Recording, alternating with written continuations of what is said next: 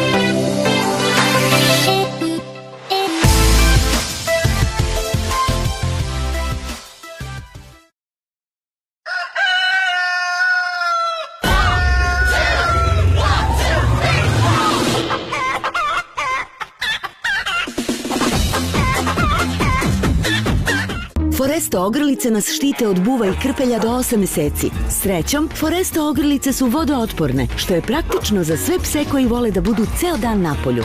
Polimerni matriks Foresto ogrlice konstantno otpušta nisku dozu aktivnih supstanci za kontinuiranu zaštitu. Sjajno, zar ne? Pitajte vašeg veterinara za Foresto ogrlicu. Pre upotrebe detaljno proučiti uputstvo o indikacijama, merama opreza i neželjenim reakcijama na veterinarski lek, posavetujte se sa veterinarom. Za halapljive, za izbirljive, da zasjeti čak i vuka. Svi psi žele isto, mnogo svežeg mesa. Platinum, sa najmanje 70% svežeg mesa, brižljivo ukrčkano u sopstvenom saftu. Poručite odmah na www.platinumserbia.rs ili potražite u najbližem pet shopu. Platinum, jer psi najviše vole sveže meso.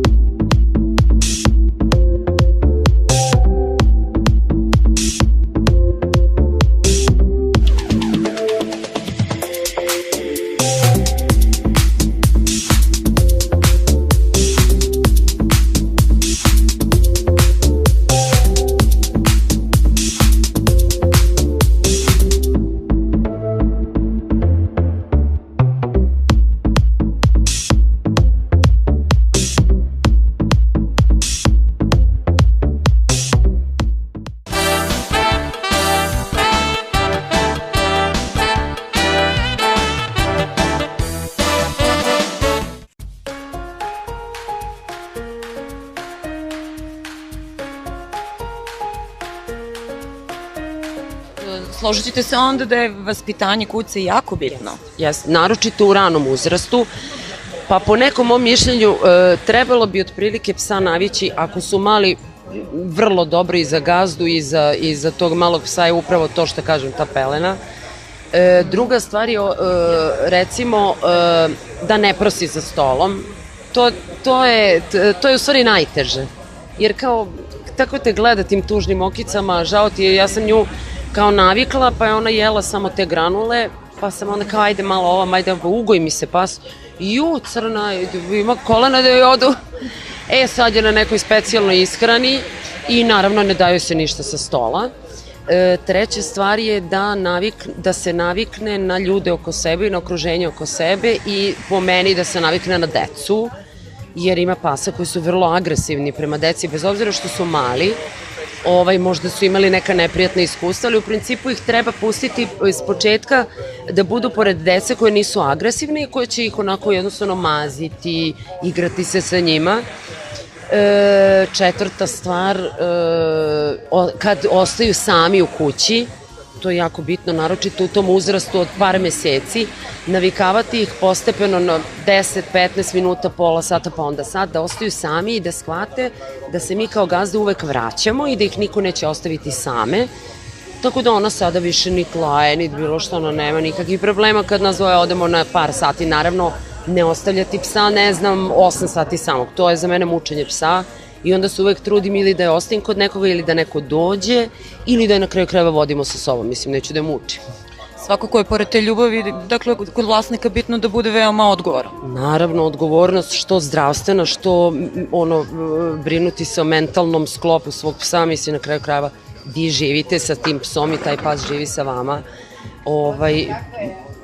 I jako je bitno, kogod voleo psa i želeo da ga ima, da prvo mora da vidi svoje neke obaveze i svoj životni neki kod, znači da li radi, da li deca idu u školu, ko će biti sa tim psom za vreme dok, ne znam, oni imaju svoje obaveze, to su mnogo bitne stvari. Po mom nekom mišljenju, psa duže od 6 sati maksimalno ne treba ostavljati samo. Jer mučimo ga bez veze. Da. Recite mi, da li Koko voli da se igra sa drugim kucama? Pa zavisi. Ona negde obožava svoju rasu, odmah prepozna. Ne znam zašto, valjda. Voli bele pse, male pse. S njima hoće da se igra. Crne kad vidi ne baš. I ima neke svoje prijatelje ovde iz kraja s kojima hoće i da se druži, da se igra i da... Ali nije nešto sad da juri pse onako. Mislim da ona više misli da je negde u našem čopuru nego u psećem. Da. Koko je svakako oplemenila vaš život, to je više nego evidentno. Interesuje me, da li je ona tebi inspiracija i za posao kojim se baviš? Pa nije, ne, da ti kažem. Mislim, posao, ja kažem, to je moj poziv, to nije moj posao, to je moj poziv. Nekako ne mogu nju da strpam u tu neku, jeste ljubav, naravno, ali ne ta vrsta ljubavi o kojoj ja od 99% pišem. Ona je meni kompanjon gde ja kad sednem da radim, ona je tu sa mnom i otprilike pruža mi tu neku dozu sigurnosti da ću ja dobro da uradim sve isto ko što ja njoj pružam dozu sigurnosti da će ona biti bezbedna. Svakako je podrška. Jeste, kako da ne. Koko je svakako, znači, promenila vaš život, da kažem, na bolje, da kažem tvoj, zato kažem tvoj i Žikin. Interesuje me, s obzirom da i zbog prirode posla putujete u inostranstvo. Da li si primetila razliku odnosa prema ljubimcima vlasnika pasa ovde kod nas u zemlji i inostranstvu? Drastično, ali drastično. Nekako naši ljudi uvek u nekim lepim stvarima umeju da nađu neku ružnu notu, ja ne znam zašto je to tako. Odmah idemo kao vodi računa o tom psu umesto da vodi računa o ne znam kome. Pa čekaj, mislim, ja mogu da vodim i računa i o tom nekom, a i o tom psu. S druge strane, mnogo više vode računa ja mislim da negde više vode računa o gazdama kad te gazde otputuju negde, pa kao, zašto ja ne bi otišla u hotel sa njom? To je najnormalnije. Drugo, 99% prodavnica, bakalnica su pet friendly. Kod nas ne možeš da uđeš. Mnogo prodavnica ne može, kao ostavi psa ispred. Ja nju ikad u životu nisam ostavila ispred bilo čega. Jer mislim da bi nju prvo fras trefio. A drugo, imala sam sa prošlim psom loše iskustvo gde sam ja nju navikavala da je ostavim ispred i vežem i onda su dolazila deca i tako maltretirala je, ona sedi onako jadna, ne zna šta da radi. Tako da sam ja definitivno odlučila da ja ne ulazim u prodavnice kad mi kažu izađite napolje, ja više nikad neću ući u tu radnju. S druge strane, u inostranstvu to je potpuno druga priča. Ti se šetaš po rafovima s hranom, mislim, pored psa, na kraju krajeva, iskreno, mislim, možda ćeš iseći ovo, ali kad uđem u taksi i kad hoću s njom, recimo, da uđem u taksi, taksista koji mi kaže, ne primamo kerove, ja, dobro, drugi taksista hoće, ali pre toga ću reći tom gospodinu, izvinite, ali ovaj pas je čistiji od mnoge klijentele koji ulazi u vaš taksi. Ljudi negde moraju da preklope te neke stvari, mislim, oni su naši kompanjoni životni, sad ne mora to bude pas, možda bude mačka, možda bude šta, mislim, to su naše, neću kažem razbibrige, ali nekako nam ispunjavaju ljubavlju u život i zašto bi mi sebi uskraćivali neka putovanja, ne znam, neke doživljaje zbog prevoza, zbog ovoga, zbog onoga. Mislim da je to stvarno bez veze. Da. Inače, možete nam i reći šta se dešava novo sa grupom Zana? Pa dešava se svašta, mislim, mnogo lepa stvar se desila ovog leta. Naime, Nataša Gajović, koja je druga pevačica grupe Zana, koja inače živi u Dubaju, ona svako leta dođe i mi se sad stvarno družimo, svakogodišnje se družimo. Ovog leta smo se intenzivnije družili.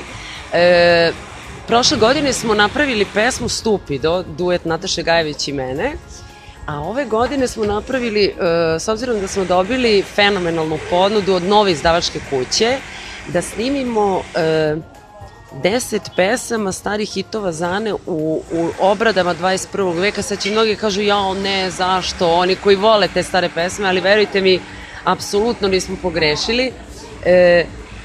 Divno nam se sklopilo da smo Nataša i ja snimili pesmu Dodirni mi kolena u novoj obradi zajedno. Ona će isto tako snimiti najverovatnije još jednu pesmu koju je pevala ranije, snimit će u novom ruhu.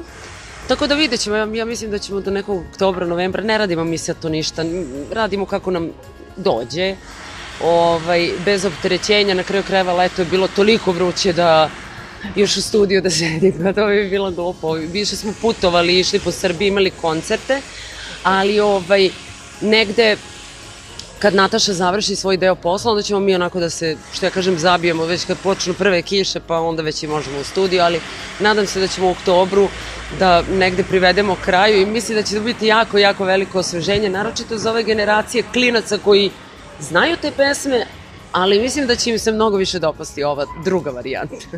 Da, lepo. Jelena, evo za kraj, da li bi imala savet za naše gledaoce Pet Friendly emisiji? Savet? Najviše, što više se ljubite sa svojim kućnim ljubimcem? Ti me ljubiš? Ja, ljubila me. To leči, definitivno leči. Da, i samo da znaju oni koji kao, jao, nemoj, imam dete, neću psa. Dete vaše će imati svakako mnogo veću otpornost na raznorazne bolesti ako budete imali psa, verujte mi. Dobro, hvala najlepše Jelena na ovom razgovoru i izdvojenom vremenu. Pozovite me opet, doći ću pa možda pričamo i o nečemu drugom. To ćemo sigurno. Eto, dragi gledaoci, nadam se da ste prepoznali ljubav naše Jelene iz grupe Zane koju ima prema koku, pa će neko ko je razmišljao uskoro to i postati.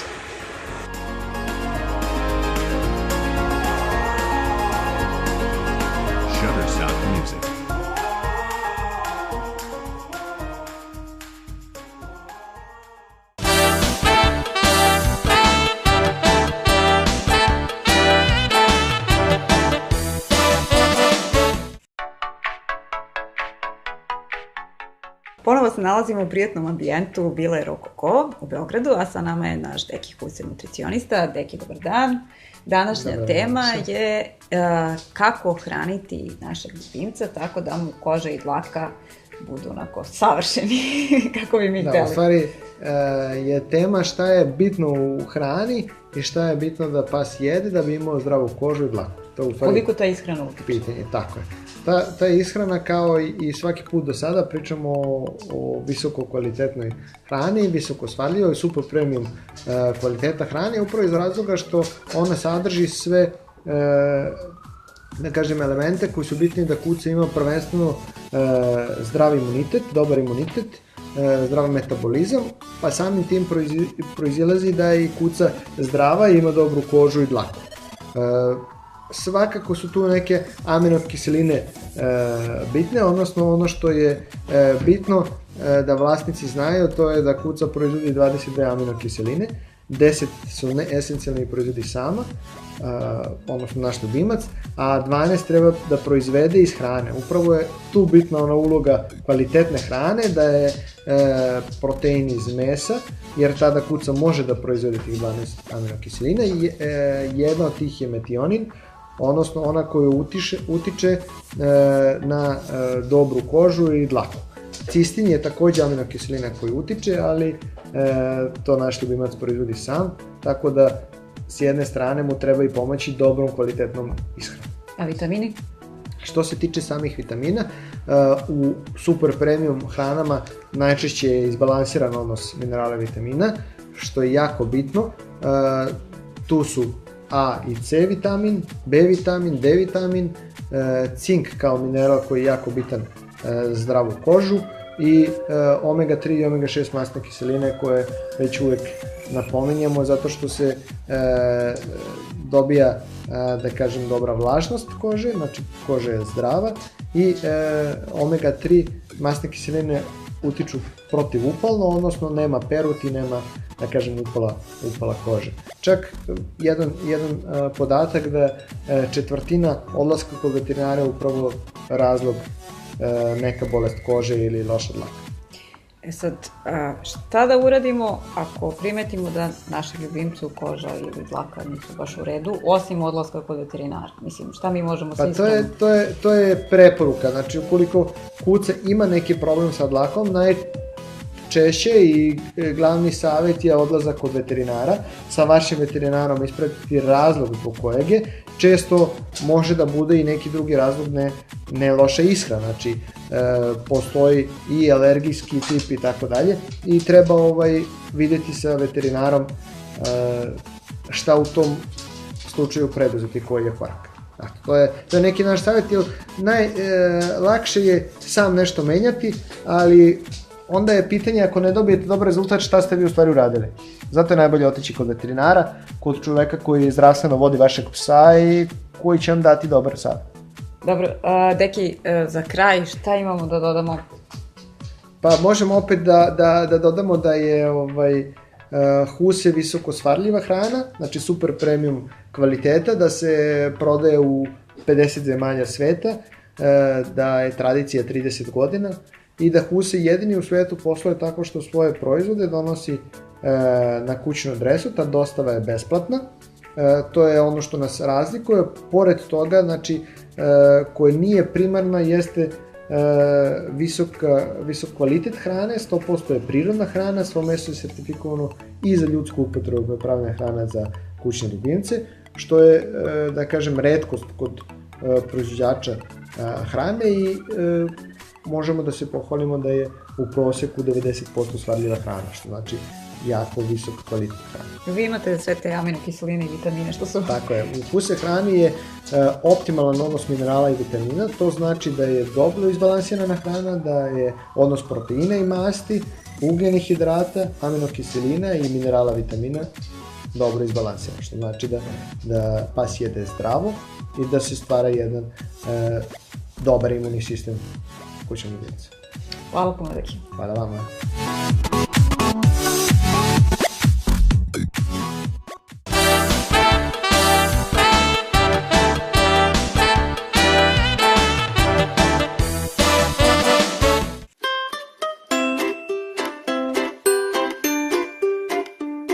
Poštovani ljubitelji Beogradskog zoološkog vrta i životinja ovog sveta, imam posebno zadovoljstvo da pozdravim direktora Beogradskog zoološkog vrta, Srbu Aleksića.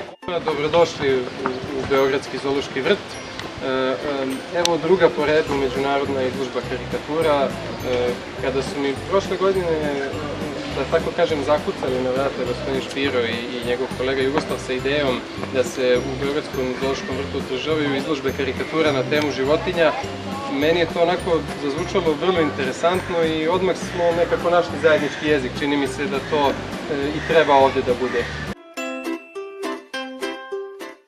S obzirom da nemate kućnog ljubimca, odakle je inspiracija za karikaturu upravo istih? Pa vidite, ovo je već drugi put da ovaj festival poziva karikaturiste i eto, tema je bila jako interesantna i ja sam poslao par karikatura i imao sam sreće da dobijem prvu nagradu, u stvari da podijelim prvu nagradu sa još jednim autorom. Možete li otkriti našim gledalcima koja je to tema, malo nešto više o tome? Pa tema su životinjski svijet, odnos, ta neka interakcija između čoveka i životinje i tako dalje. To je jako interesantna tema i ove godine baš zahvaljujući toj temi, a inače ona je već stalna za ovaj festival, pristiglo je dosta dobrih karikatura. Ja sam imao prilike već da vidim izložbu i da pogledam katalog. Sjajnih karikatura je bilo od poznatih autora iz cijelog svijeta i ovaj festival uspeo zahvaljujući sjajnim autorima i dobrim karikaturama i verujem da će ovaj festival i da traje i čini mi se da je održiv. Baš zbog teme. Koliko vama lično to zapravo znači, ova prva nagrada? Pa, znate, to je jedan podstrek za dalji rad. Neko mi kaže zapravo sa nagradom da to vredi što radim. I eto, to mi je kao neki dobar vetar u leđe, jel? I da nije nagrade, ja sam upućen na karikaturu. Volim da promišljam o tom nekom univerzalnom odnosu i o konstantnim, stalnim odnosima, jel? Eto, u društvu ta neka, rekoh, interakcija čovjek-društvo, društvo-čovjek i tako dalje. A pre svega dodala bih, ako mi dozvolite, ipak i čovjek-životinja, jedna neiscrpna inspiracija. U ovom slučaju to je čovjek-životinja, jer mi znamo da se veoma neretko odnosimo prema životinjama na jedan surov način, možda i preterano surov način. Vidite, ja konstantno, stalno promišljam o suštinskim odlikama ljudskog karaktera, znate, i uvijek sam pravio neku relaciju, nekako sam neke ljude, tipove ljudi povezivao sa tipovima životinja. Vi već nas učujete što je mene moglo da inspiriše, prije svega političari, da budem iskren, uvijek sam nalazio neku vezu između papagaja i političara. S tim što od papagaja i njihove priče nemamo neku naročitu štetu, a od političara, Boga mi, ponekad bude i te štete, znate.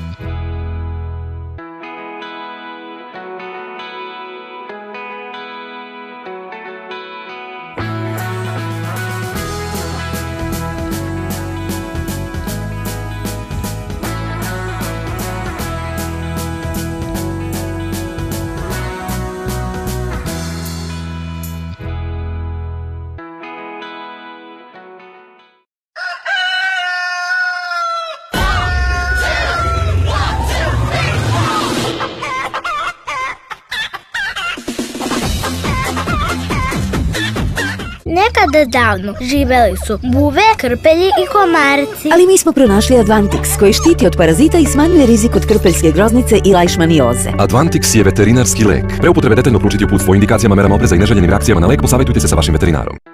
Za halapljive, za izbirljive, da zasjeti čak i vuka. Svi psi žele isto, mnogo svežeg mesa. Platinum, sa najmanje 70% svežeg mesa, brižljivo ukrčkano u sopstvenom saftu. Poručite odmah na www.platinumserbia.rs ili potražite u najbližem pet shopu. Platinum, jer psi najviše vole sveže meso.